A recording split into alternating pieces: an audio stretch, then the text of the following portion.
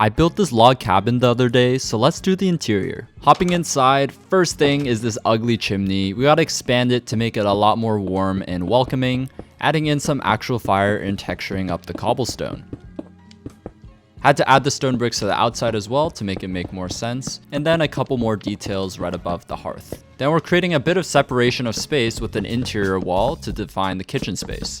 Then using half slabs on the ceiling, give the illusion of a higher ceiling, and decided to switch out the dark oak on the walls for a lighter oak color to make the space feel a bit bigger. This wall felt very plain and kind of suffocating, so I wanted to open it up with a window so that you can see into the kitchen from the living room.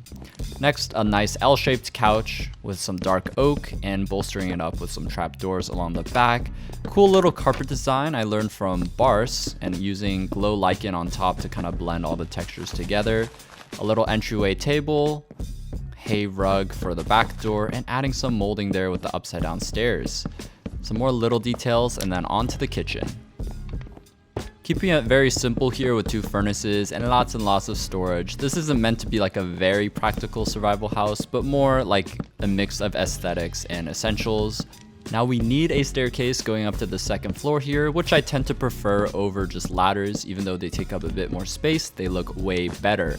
And it didn't really make sense to have it covering the carpet, so I moved it over. That gave us the issue of interfering with the couch, so I had to make it a bit skinnier. Then adding some nice lighting around the corners, a little bookshelf above the entryway to fill up that space, and then heading upstairs here. As you can see, this is a bit of a loft, so we have a little fence that you can overlook the living room. And then I wanted to make some bunk beds because this is a log cabin after all. Really reminds me of like somewhere you would stay for vacation, not like long term, so very open concept, airy. Bunk beds there for vibe.